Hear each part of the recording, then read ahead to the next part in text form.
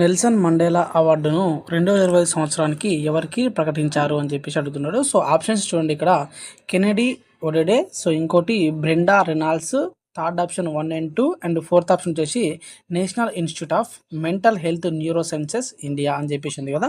So ఈ యొక్క Nelson Mandela award అనేది 2025 సంవత్సరానికి అయితే ఈ యొక్క కెన్నెడీ ఒడెడే అదేవిధంగా బ్రెండా రెనాల్డ్స్కి అయితే రావడం జరిగింది అనమాట. సో ఈ కెన్నెడీ ఒడెడే అనేది కెన్యాకి సంబంధించిన వ్యక్తి, నెక్స్ట్ బ్రెండా రెనాల్డ్స్ అనే వ్యక్తి కెనడాకి చెందిన ఆమె అనమాట. ఓకేనా.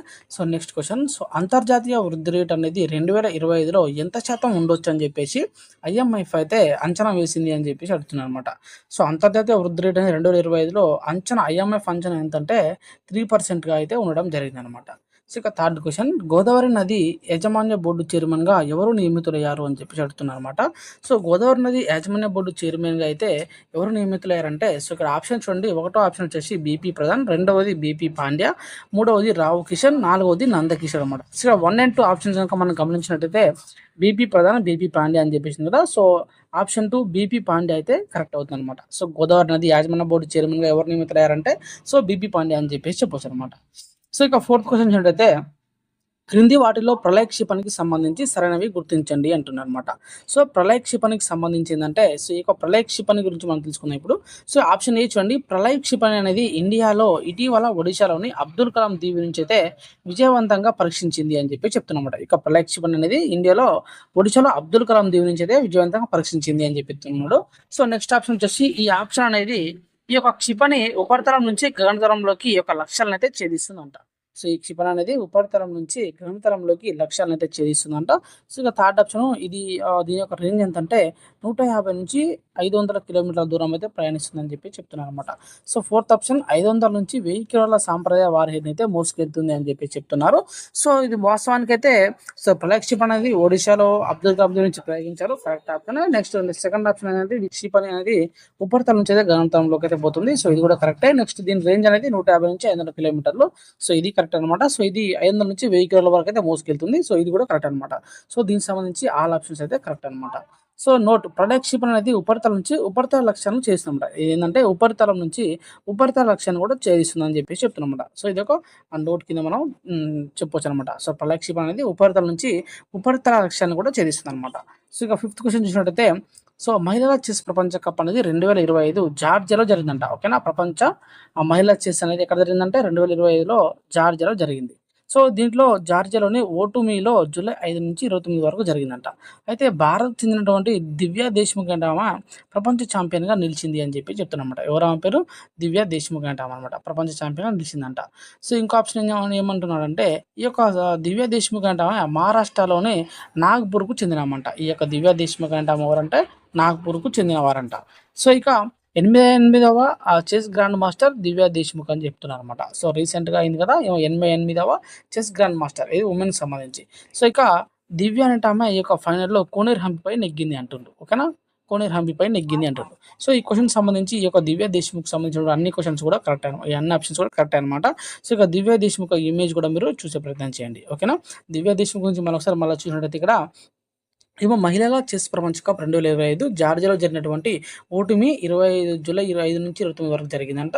సో ఇంకోటి భారత్ చెందినటువంటి దివ్య దేశ్ముఖ్ అంట ప్రపంచ ఛాంపియన్గా నిలిచిందంట. ఇక మహారాష్ట్రలోని నాగ్పూర్ చెందామంట. 88వ చెస్ గ్రాండ్ మాస్టర్ అంట. ఇక ఈ యొక్క దివ్య అంటే ఆమె ఏంటంటే కోనేరు హంపి పైన గెలిచిందంట. ఓకేనా. సో ఇవన్నీ కూడా కరెక్ట్ ఆప్షన్సే.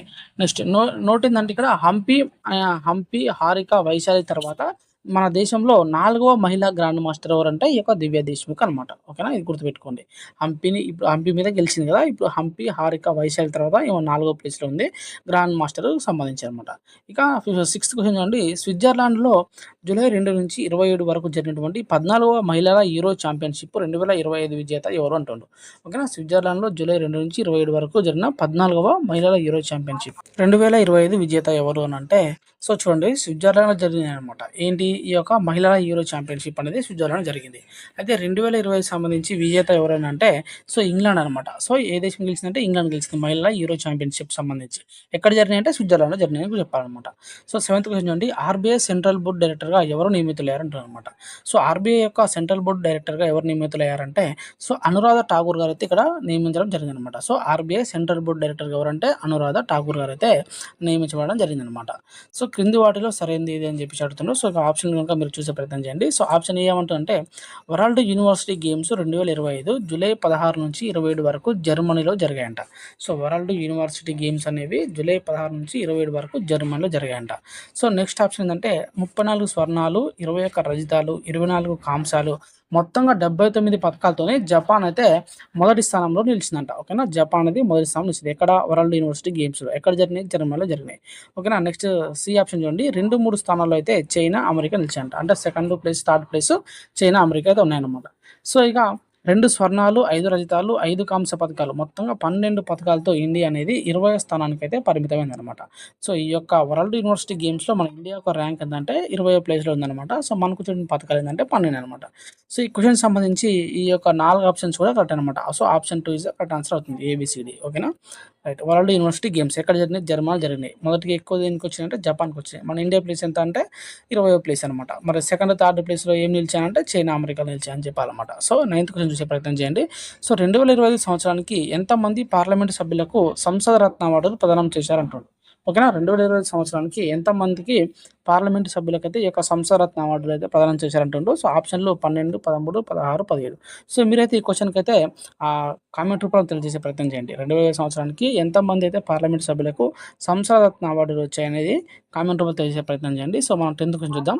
సో ఇగ్నో తొలి మహిళా వైస్ ఛాన్సలర్గా ఇగ్నో తొలి మహిళా వైస్ ఛాన్సలర్గా ఎవరు నియమితులయ్యారు అంటున్నారు అనమాట. సో ఇగ్నో యొక్క తొలి మహిళా ఛాన్సలర్గా ఎవరు నియమితులయ్యారంటే సో ఆప్షన్ చూడండి. ఉమా కాంజ్లర్, సో మేఘనాలాల్, సరస్వతి కుమారి, శ్యామల నాథ్ అనమాట. ఇక్కడ ఇమేజ్లో మీరు చూసి మనకు అర్థమైపోతుంది ఆన్సర్ కూడా. సో ఉమా కాంజ్లర్ అనమాట. ఈ ఉమా కాంజ్లర్ అంటే ఆమెకైతే ఈ యొక్క ఇగ్నో తొలి మహిళా వైస్ ఛాన్సలర్గా అయితే ఏమో నియమించడం జరిగింది అనమాట, ఉమా కాంజ్లర్. ఇంకా 11th క్వశ్చన్ చూడండి. ఇక్కడ దేశంలో తొలి మైనింగ్ టూరిజం ప్రాజెక్టును అయితే ఏ రాష్ట్ర ప్రభుత్వం ఆవిష్కరించింది అంటారు అనమాట. ఇది మైనింగ్ టూరిజం ప్రాజెక్ట్ అనేది మన ఇండియాలో ఒక రాష్ట్ర ప్రభుత్వం అయితే ఆవిష్కరించింది అనమాట. ఆ యొక్క రాష్ట్రం ఏంటంటే సో ఇక థర్డ్ ఆప్షన్ జార్ఖండ్ అనమాట. సో జార్ఖండ్ అనేది మైనింగ్ టూరిజం ప్రాజెక్ట్ని అయితే ఆవిష్కరించడం జరిగింది అనమాట, జార్ఖండ్. ఓకేనా, 12th question. Once elephants lived here అనే పుస్తకం రచయిత ఎవరు అంటారు. వన్స్ ఎలిఫెంట్స్ లివ్డ్ హియర్ అనే పుస్తకాన్ని రాసింది ఎవరంటే సో గీతాంజలి శ్రీ అనమాట. ఎవరామె? గీతాంజలి శ్రీ అంటే ఆమె ఈ యొక్క వన్స్ ఎలిఫెంట్స్ లివ్డ్ హియర్ అనే పుస్తకాన్ని అయితే రచించడం జరిగింది అనమాట. సో ఈ పుస్తకానికి అయితే పెన్ ట్రాన్స్లేట్ అవార్డు 2025 కూడా రావడం జరిగిందనమాట. 13th question. ఇక్కడ బీమా నియంత్రణ అభివృద్ధి సంస్థ అనేటువంటి IRDIA కొత్త చైర్మన్గా ఎవరు నియమితులయ్యారు అంటారు అనమాట. సో బీమా నియంత్రణ అభివృద్ధి సంస్థ కొత్త చైర్మన్గా నియమితులైంది ఎవరై అంటే అజయ్ సేత్ అనమాట, అజయ్ సేత్. ఓకేనా, బీమా నియంత్రణ అభివృద్ధి సంస్థకు కొత్త చైర్మన్ ఎవరై అంటే అజయ్ సేత్ అని గుర్తుపెట్టుకోవాలి. నెక్స్ట్ క్వశ్చన్ చూడండి. క్రింది వాటిలో సరైనది ఇది అని చెప్పేసి అంటుండ్రు. సో ఇక ఇది మనం రీసెంట్గా లాంచ్ చేశారు కదా నైసర్ అనేటువంటి ఈ యొక్క ఆపరేషన్. సో అమెరికా అంతరిక్ష సంస్థ నాసాతో కలిసి భారత్ ఏం చేసిందంటే అంతరిక్ష పరిశోధన సంస్థ అటువంటి ఇస్రో ఈ రెండు కలిపి చేపట్టేటువంటి తొలి అంతరిక్ష ప్రయోగం పేరే ఈ యొక్క నైసర్ అనమాట. సో అయితే ఈ యొక్క నైసర్ అనేది 2025 జూలై 30 అయితే విజయవంతమైంది అనమాట. సో ఈ నైసర్ అనేటువంటి ఈ యొక్క ప్రయోగం ఏంటంటే అమెరికా మరియు మన ఇండియా రెండు కలిపి చేశారనమాట. అమెరికా యొక్క సంస్థ నాసా, ఇండియా యొక్క సంస్థ ఇస్రో, ఈ రెండు కలిపి నైసర్ అనే ప్రయోగాన్ని చేశారనమాట. సో ఇది 2025 జూలై 30 అయితే విజయవంతమైంది అని చెప్పేసి అంటున్నాడు. సో నెక్స్ట్ ఆప్షన్ ఏమంటుందంటే ఈ యొక్క నైసర్ అంటే ISRO NASA synthetic aperture radar అనమాట. సో నైసర్ అంటే ఏంటంటే ISRO NASA synthetic aperture radar అనేటువంటి ఒక ఉపగ్రహాన్ని GSLV F-16 అనేటువంటి ఒక రాకెట్ ద్వారా అయితే ప్రయోగించడం జరిగింది అనమాట. సో యొక్క రాకెట్ పేరు ఏం పేరు అంటే PSLV కాదు, ఇక్కడ GSLV F-16 అంటే రాకెట్ అనమాట. ఇది గుర్తుపెట్టుకోవాలి. సో GSLV F-16 అనేటువంటి రాకెట్ ద్వారా ప్రయోగించారంట. సో ఒక ఇస్రో ఇప్పటి వరకు అయితే ఈ GSLV రాకెట్ని అయితే జియో సింక్రటిస్ ట్రాన్స్ఫర్ ఆర్బిట్ అంటే GTO ప్రయోగాలకే వినియోగించారనమాట ఈ యొక్క ఇస్రో అనేది. సో ఇక ఈ యొక్క నైసర్ ప్రయోగాన్ని మాత్రం ఇక SSPO అంటే సన్ సింక్రటస్ పోలార్ ఆర్బిట్లో ప్రవేశపెట్టడానికి అయితే తొలిసారి అయితే దీన్ని ఉపయోగించారని చెప్పి చెప్తున్నారు అనమాట. సో ఇక నైసర్ ఉపగ్రహాన్ని ఎలా SSPO అంటే సన్ సింక్రనస్ పోలార్ ఆర్బిట్లో ప్రవేశపెట్టడానికి తొలిసారిగా అయితే దీన్ని ఉపయోగించారు అని చెప్పేసి చెప్తున్నారు అనమాట. సో ఇక చూసినట్టయితే ఇది సుమారు అయితే 13,155 కోట్ల వ్యయంతో అయితే ఈ యొక్క నైసర్ ప్రయోగం అయితే భూ ఉపరితలంపై జరిగేటువంటి మార్పులను నిశితంగా పరిశీలించవచ్చనమాట. సో సుమారుగా 13,155 కోట్ల వ్యయంతో చేపట్టినటువంటి యొక్క నైసర్ ప్రయోగంతో భూ ఉపరితలంపై జరిగేటువంటి మార్పులను నిశితంగా పరిశీలించవచ్చు అనమాట. నైసర్ ఉపయోగం ఏంటంటే ఇది మన ఉపరితలంపై జరిగేటువంటి ఒక మార్పులను నిశ్చితంగా పరిశీలించడానికైతే అవకాశం ఉంటుందన్నమాట. సో ఈ యొక్క నైసర్ ఉపగ్రహాన్ని ఏది అమెరికా యొక్క నాసా, ఇండియా యొక్క ఇస్రో 2 కలిపి చేశారు. దీన్ని పిఎస్ఎస్ఓ ఓకేనా, పోలార్ ఆర్బిట్ ఏంటది పిఎస్ఎస్ఓ అంటే ఇక ఎస్ఎస్పిఓ అంటే సన్ సింక్రసిస్ పోలార్ ఆర్బిట్లో ప్రవేశించడానికి తొలిసారిగా అయితే దీన్ని ఉపయోగించారు. దీని యొక్క ఖర్చు వచ్చేసి 13,155 కోట్ల వ్యయం అనమాట. సో దీనికి సంబంధించి కూడా ఈ యొక్క అన్ని ఆప్షన్స్ అయితే రైట్ అనమాట. 15th క్వశ్చన్ చూడండి ఇక్కడ, నంబియా సేఫ్టీ ఇండెక్స్ 2025 ప్రకారం ప్రపంచంలోనే అత్యంత సురక్షిత దేశం ఏది అంటుంది. ఓకేనా, నంబియా సేఫ్టీ ఇండెక్స్ 2025 ప్రకారం ప్రపంచంలోనే అత్యంత సురక్షితమైన దేశం వచ్చేసి యుఏఈ అనమాట. ఓకేనా, యుఏఈ అనేది ప్రపంచంలోనే సురక్షితమైన దేశంగా ఉందన్నమాట యుఏఈ. మన ఇండియా వచ్చేసి 67వ స్థానంలో ఉంది. సో ఇక అండోరా, ఖతార్, తైవాన్ అనేవి 2, 3, 4 స్థానంలో అయితే నిలవడం జరిగిందనమాట. ఓకేనా, నెక్స్ట్ 16th క్వశ్చన్, ఇటీవల మరణించినటువంటి ప్రముఖ ఆర్థిక శాస్త్రవేత్త పేరు మేఘనాథ్ దేశాయ్ అనమాట. సో అయితే ఈయనకు ఏ సంవత్సరంలో ఈ యొక్క పద్మభూషణ్ అటువంటి అవార్డు అయితే రావడం జరిగింది అని చెప్పేసి అంటుండు. ఆయన పేరు ఏం పేరు, మేఘనాథ్ దేశాయ్. ఈయనకు పద్మభూషణ్ వచ్చిందంట, పద్మవిభూషణ్ కాదు పద్మభూషణ్ వచ్చిందంట. ఎప్పుడు వచ్చింది అని అంటే ఈయనకు 2008లో అయితే ఈ యొక్క పద్మభూషణ్ అయితే రావడం జరిగిందనమాట. ఓకేనా, 17th క్వశ్చన్ చూడండి ఇక్కడ, క్రింది వాటిలో సరైనది ఇది అంటుండు. ఓకేనా, the West and the rest globalisation terrorist threat అనేటువంటి పుస్తక రచయిత పేరు రోగర్ స్ట్రూటన్. సో ఇక్కడ పక్కన ఇమేజ్ ఉంది, the west and rest terrorist threat అనేటువంటి పుస్తకం రచించారంటే ఇక్కడ రోగర్ స్ట్రూటన్ అనమాట. సో నెక్స్ట్ ఆప్షన్ ఏమంటుందంటే the loneliness of Sonia and Sunny పుస్తక రచయిత కిరణ్ దేశాయ్ అంట. ఓకేనా, సోనియా అండ్ సన్నీ పుస్తక రచయిత ఎవరంటే కిరణ్ దేశాయ్ అంట. నెక్స్ట్ థర్డ్ ఆప్షన్ ఏమంటుందంటే the diary of a cricketer's wife. ఓకేనా, the diary of a cricketer's wife a very unusable memorial అనే పుస్తక రచయితలు ఎవరంటే పూజా పుజారా నమిత కళ. ఓకేనా, పూజా పుజారా నమిత కళ అంటుండు. Next option D, original sin presidents Biden decline its cover up and his disaster choice to run again అనే పుస్తకాన్ని రచించింది జేక్ టాపర్, అలెక్స్ థామ్సన్ అనమాట. Jake Tapper and Alex Thompson అనమాట. దీనికి సంబంధించి కూడా ఇవన్నీ కరెక్ట్ అనమాట. సో ఇందులో ఇమేజ్ చూసే ప్రయత్నం చేయండి. ద వెస్ట్ అండ్ రెస్ట్ అనేటువంటి పుస్తకం, the west and rest terrorist test అనే పుస్తకం ఎవరంటే రాసింది రోగర్ స్ట్రూటన్. రోగర్ స్ట్రూటన్. ఇవన్నీ కూడా కరెక్ట్ అనమాట. కిరణ్ దేశాయ్, అదేవిధంగా పూజా Pujara Namita Kala. So original sin రాసింది Jake Tapper and Alex Thomson గుర్తుపెట్టుకోరు. ఓకేనా, 18th క్వశ్చన్, అమెరికాకు చెందినటువంటి మార్నింగ్ కన్సల్ట్ అనే సంస్థ నిర్వహించినటువంటి గ్లోబల్ లీడర్ సర్వేలో ప్రపంచంలో అత్యంత విశ్వసనీయ నేతగా 75% మంది మద్దతు అనేది ఎవరికి లభించింది అంటున్నారు. ఓకేనా, 75% మంది మద్దతు అనేది ఎవరికి లభించింది అంటే నరేంద్ర మోడీకి అయితే రావడం జరిగిందనమాట. ఓకేనా, ఇక దక్షిణ కొరియా అధ్యక్షుడిగా ఉన్నటువంటి లీ జెమ్యాంగ్, ఈ యొక్క లీ జెమ్యాంగ్ ఎవరంటే దక్షిణ కొరియా అధ్యక్షుడు లీ జెమ్యాంగ్. అదేవిధంగా అర్జెంటీనా అధ్యక్షుడు ఉన్నటువంటి జేవియర్ మిలీ. ఓకేనా, అర్జెంటీనా జేవియర్ మిలీ. అదేవిధంగా కెనడా ప్రధాని మార్క్ కార్నే. వీరికైతే వరుసగా 2, 3, 4 స్థానాలు అయితే నిలవడం జరిగిందనమాట. సో ఇక్కడ 19th క్వశ్చన్, ప్రపంచంలోనే అత్యంత శక్తివంతమైనటువంటి ఒక అణ్వాయుధేతర బాంబు గేజప్ను ఇటీవల ఏ దేశం ఆవిష్కరించింది అంటుంది. ఓకేనా, ప్రపంచంలోనే అత్యంత శక్తివంతమైనటువంటి ఒక అణ్వాయుధేతర బాంబును సో ఇటీవల ఏ దేశం ఆవిష్కరించింది అని అంటే సో తుర్కీ దేశం అయితే ఆవిష్కరించడం జరిగిందనమాట. సో ప్రపంచంలోనే అత్యంత శక్తివంతమైనటువంటి అణ్వాయుధేతర బాంబు అనమాట. అది దాని పేరు గేజప్ అని గుర్తుపెట్టుకోండి. గేజప్ దాన్ని ఆవిష్కరించింది అంటే తుర్కీ.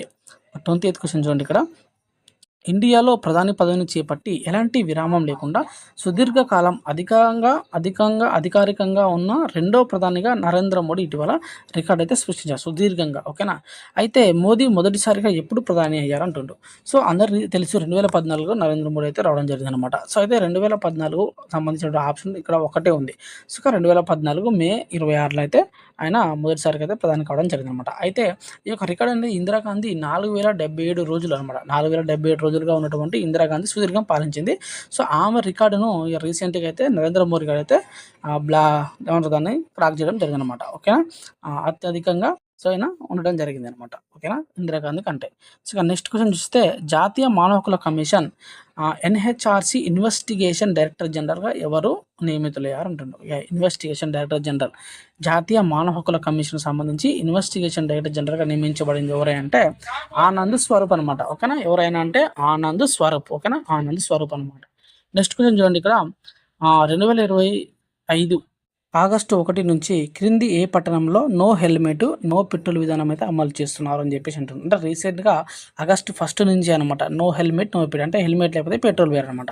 సో ఈ యొక్క విధానాన్ని అమలు చేస్తున్నటువంటి రాష్ట్రం మీద అని అంటున్నమాట. సో ఈ యొక్క ఏ పట్టణంలో అంటే ఈ యొక్క విధానం అమలు చేస్తున్నారంటే ఇండోర్లో అయితే చేయడం జరుగుతుంది అనమాట. ఓకేనా, ఇండోర్లో. ఓకే. నెక్స్ట్ 23rd క్వశ్చన్ చూడండి. సో ఇండోర్ క్లీనెస్ట్ సిటీగా చెప్పొచ్చు అనమాట. ఇండోర్‌ని cleanest city of the India. ఓకేనా. నెక్స్ట్ 23rd క్వశ్చన్ 170 గంటలు ఏ నృత్యంలో నిరంతరంగా ప్రదర్శన చేసి రెమినా పెరేరియా అనేట ఆమె రికార్డు నెలకొల్పింది అంటుంది. ఆమె పేరు ఏం పేరు? రెమినా పెరేరియా. ఓకేనా. ఈ పేరు గుర్తుపెట్టుకోండి. ఓకేనా. రెమోనా పెరేరియా. ఏ నాట్యం అంటే ఆమె చేసింది? భరతనాట్యం. 170 అవర్స్ అయితే చేయడం జరిగిందనమాట. 24th క్వశ్చన్ ఇండియాలో మొదటి హిందీ మీడియం ఎంబీబీఎస్ కళాశాల అనేది ఏ నగరంలో ప్రారంభం కానుంది అని చెప్పేసి అంటారనమాట. సో ఇండియాలో మొదటి హిందీ మీడియంకి సంబంధించిన ఎంబీబీఎస్ కాలేజ్ అనేది ఏ నగరంలో ప్రారంభించనుంది? So option A so Mumbai, next Delhi, Jabalpur, Indore. So ఎక్కడ ఈ యొక్క హిందీ మీడియం ఎంబీబీఎస్ కాలేజీలు అయితే ప్రారంభం కానుంది అని చెప్పేసి అడుగుతున్నారు అనమాట. సో దీనికి సంబంధించి కూడా మీరే యొక్క ఆన్సర్ని కామెంట్ రూపంలో తెలియజేసే ప్రయత్నం చేయండి. ఓకేనా. ఎంతమంది చెప్తారో చూద్దాం.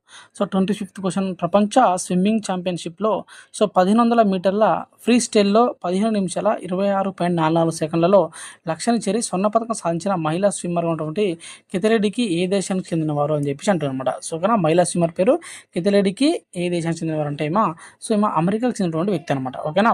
ఆమె పేరు ఏం పేరు తెలుసు కదా. ఏం చేసింది? ఫ్రీ స్టైల్లో 15 నిమిషాల 26.44 సెకండ్ల లక్ష్యాన్ని చేరిందంట. ఓకేనా. ఆ పేరు కితెలెడికి. ఈమె అమెరికా చెందినటువంటి వ్యక్తి అనమాట. సో ఇక లాస్ట్ క్వశ్చన్ అండి. ఇటీవల మరణించినటువంటి డేవిడ్ నమ్బ్రారో అటువంటి వ్యక్తి ఏ రంగానికి చెందిన వ్యక్తి అని చెప్పేసి అంటారు అనమాట. మరణించిన ఆయన సో డేవిడ్ నబ్రారో. సో ఈయన ఏ రంగానికి చెందిన వ్యక్తి అంటే ఈయన ఒక వైద్యుడు అనమాట. ఈయన రీసెంట్గా అయితే చనిపోవడం జరిగింది అనమాట. సో ఇదండి పార్ట్ 1లో ఉన్నటువంటి కొన్ని ముఖ్యమైనటువంటి కరెంట్ అఫైర్స్. వీడియో నచ్చితే మాత్రం ఖచ్చితంగా లైక్ చేసి ఇప్పుడే మన ఛానల్కి అయితే సబ్స్క్రైబ్ అవ్వండి. ఇలాంటి మరిన్ని కరెంట్ అఫైర్స్ మన ఛానల్లో రెగ్యులర్గా చూడొచ్చు అనమాట. ఓకేనా. Thank you for watching.